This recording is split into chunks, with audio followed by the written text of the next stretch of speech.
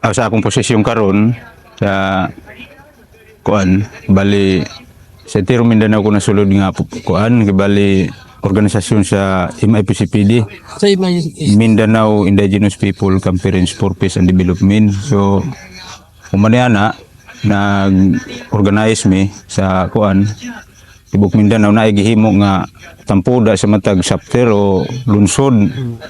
Naigihimo na mga tampuda para ihunong na ang mga bangi sa IEP ug sa lumad. Kay ang mga lumad, tribo, nagamit sa pikas nga kuan sa pikas na. sa NPA.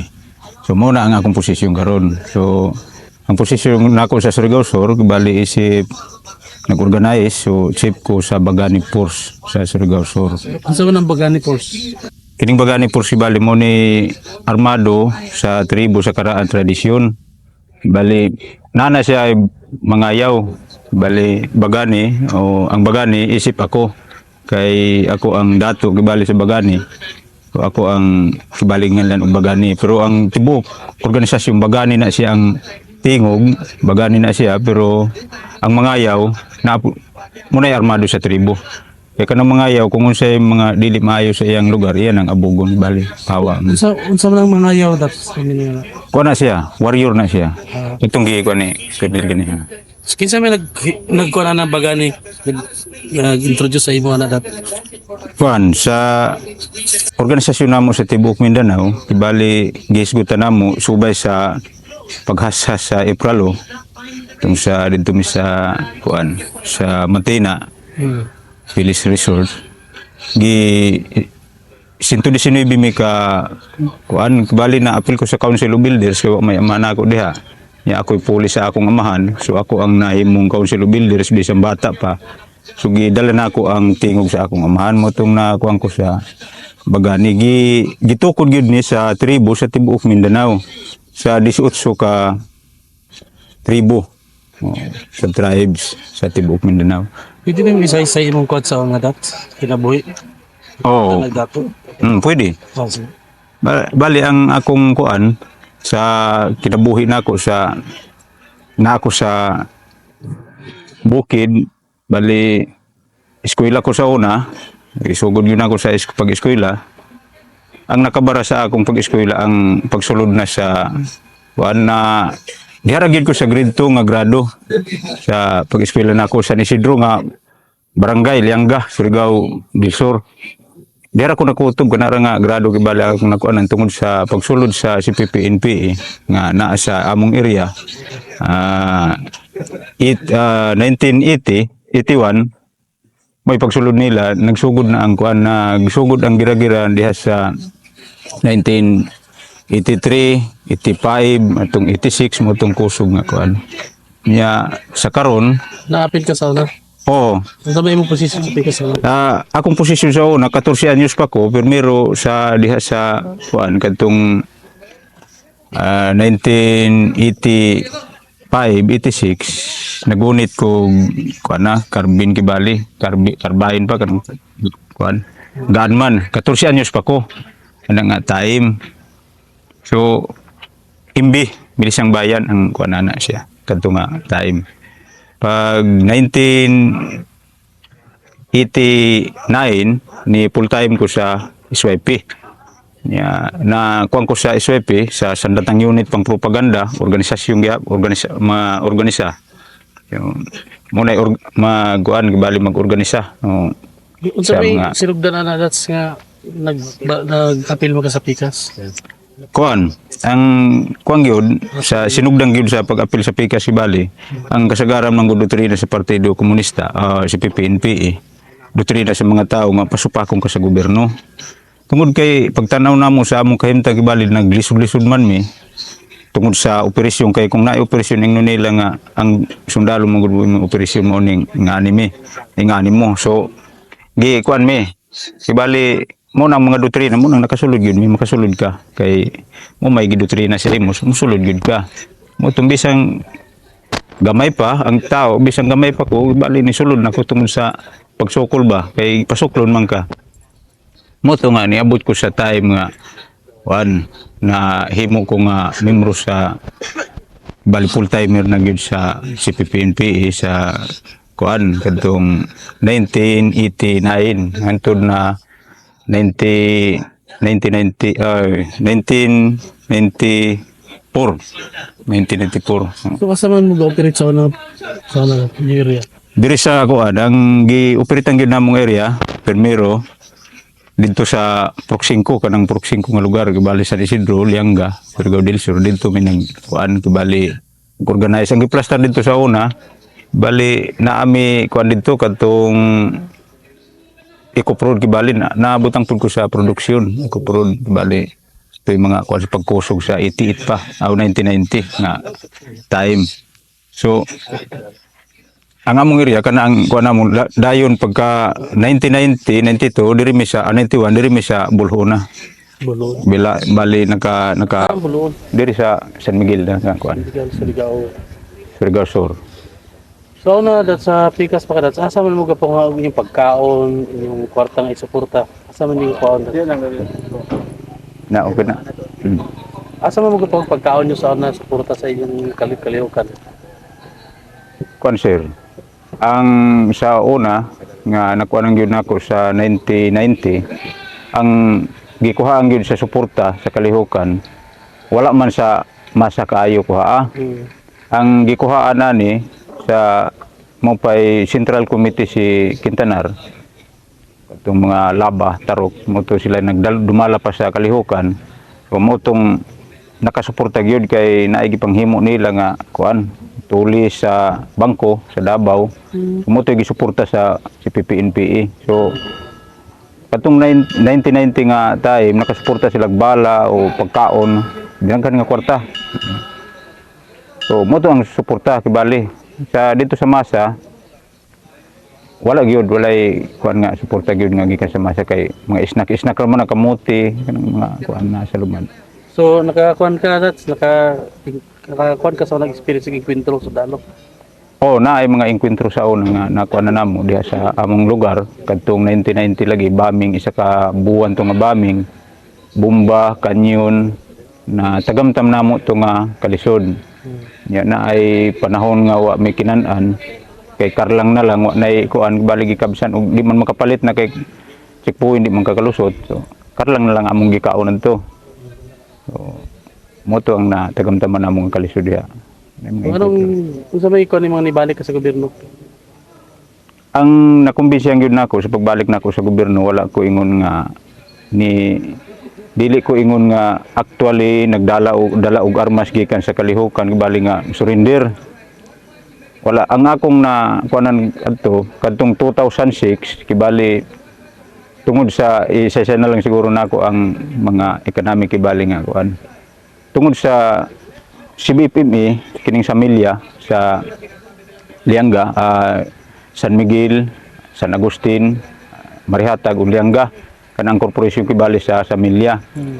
Tungod niya na kanang CBPME diha nga mibarog nga kompanya wala siya. Bali sa among tan-aw, sa akong tan-aw kuana bali kadaugan sa tribo dapat kay siya man ang nagpirma sa nganong gipirmahan niya para ma-approve ang CBFMA nga papel. Sa nahitabo karon pag na-approve na plastar ang CBFMA, ang problema namo diha wala na siya ma-implementar dito sa tribo, labi na sa kwarta nga bahin kadtong istorya ni Colonel nga mga bahin sa tribo. So naay gipanghimo nga kadtong magdilay agreement gihatag ang katungod dito sa tribo. Pag tanaw nila nga dako man gyud ang makuha nila nga kwarta dapat diha kung ingani nila ang kuan sugiliso nila ang kuan nakigtampuda na pud sila sa tribo ang CPP-NPA. Biliso na pud nila ang balaod para hangyoon ang tribo nga bali maghimo na pud og utro agreement para katong giingon na nga magdilay malanday agreement dito na sa kilometro 16 karon nabutan katong naay Bayandugan. So sana pa ko diha kibali nalimtan ako na naabot ko sa membro ko sa partido kibali sa nga kuan lang bali kuan ko kanang sa ni kandidato lang nga membro sa partido. So dili pa gid ko hingpit nga membro sa partido. So mo na ang nahitabo kibali nga ni sopa ko tungod ni ana. Kaya ang nagunit man gud sa samilya sa CBPMA karon dili naman tribo ang nagunit. Dapat kung isubay nato sa Epralo sa 8371 nga akta sa tribo, ang mag-manage, ang mogamit sa resources ang tribo. So wala na masubay sa pag-manage kay ang CBPMA ang nag-manage Partido Komunista, si PPNP Bali o mamumuo nga membro sa samilya nga area mo nang nakakuan gibali nakapadaot sa akong hunahuna nga diha pa ko kay dili na maayo nga ingana ang ilang plaster diha tungod kay ang tribo na ipit na sa panginabuhian mo na nga bisan sa kadugay sa revolusyonaryong kalihukan diha nga ingon pa nako gigako sa DRK o Partido Komunista ang katungod sa tribo wala gihapon mahatag ang panginabuhian ngayon sakto sa tribo. Ang akong gusto diha giingon Manila nga kuan gibali ipatas ang panginabuhian dapat balance. So mamumuo o tribo mabuhi ni siya. Okay na ko. Ang problema diha gitanaw namo sa pag-assist dili man balance kay nalugi ang tribo. Sa lawaan lang yun klaro nga istorya walay piso nga madawat sa tribo. So ang ilang gipasalig nga naa sa ila ang revolutionary tax to sa ilang gunitan. So pila ng katuig wala na mo balik. So nakahuna-huna ko nga mangita kog lain balaod para utruhon o pabarugon ang tribo. Muning ni-appeal ko sa 2007 sa sikang konbensyon sa MIPCPD sa Mindanao Indigenous People Conference for Peace and Development sa entero Mindanao nga tribo. So dito ko na kumbinsi nga ingani ra di ang tinuod nga baruganan o ingani ra di ang tinuod nga pagtagad dito sa tribo. I-empower ang tribo, ipataas ang katungod, mo man empower gibali ipataas ang katungod para kuan gyud. Ang katungod sa tribo ipataas gyud para mahatagan og gahom ang mga tribo na sa teritoryo para muangat na ang panginabuhian sa tribo. Motong nasabtan ako sa conference mo nang ni kuan gyud ko ni undang o gipahimos lang ako ang akong kasinatian nag-organize ko nga dili ingon nga ang akong pag-organize away ang akong tumong wa ko moingon nga gihagit na ako sila o pakita ko sa bisan asa nga kuan o na-award na ko sa division pero ang akong pagka-award sa division kalinaw sa lugar ang nakuan na nako tungod sa kuan nako gisudlan nga lugar sa Umalag, Castillo, Bulhoon ang naay mga kuan diha sa una katong ingon lupakan na wala to nailisan nato og Bagani Force malinaw ang lugar. So, mo na ang nahitabo nga na-award ko. Sa mga natabang sa military sa iyo?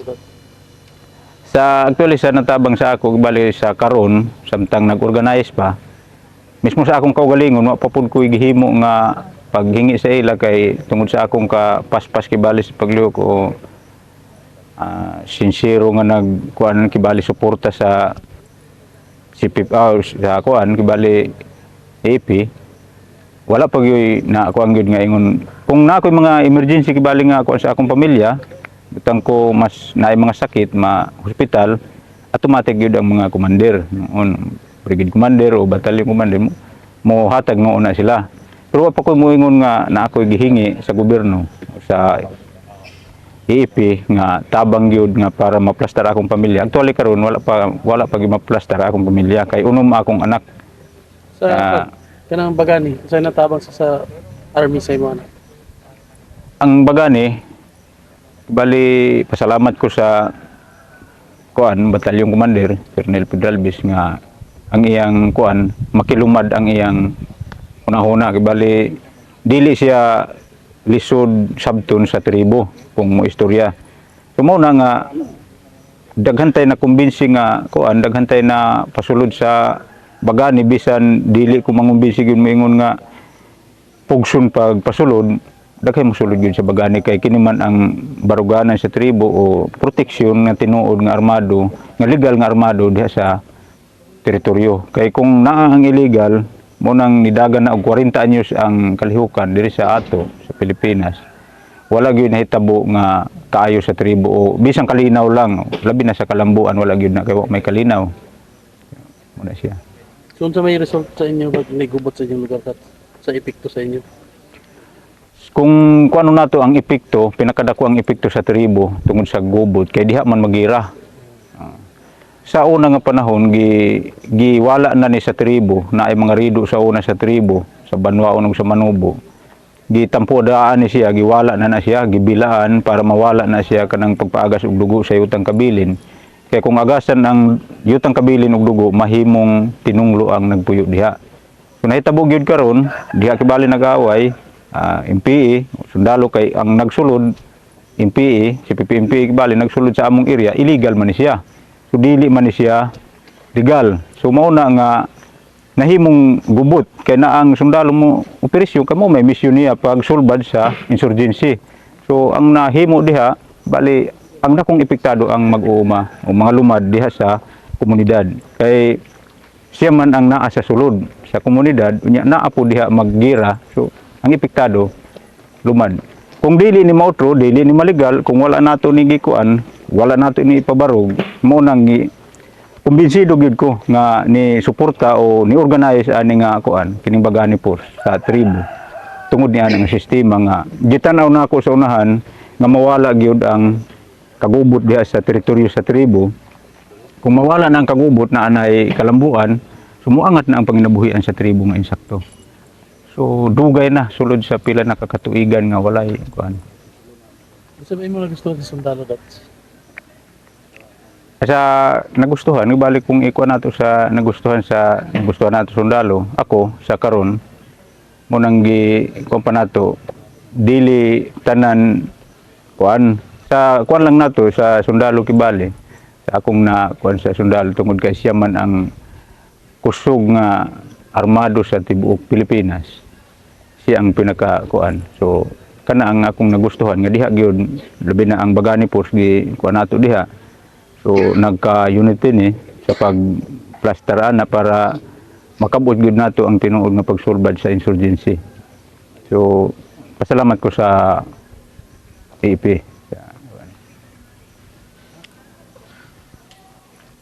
So may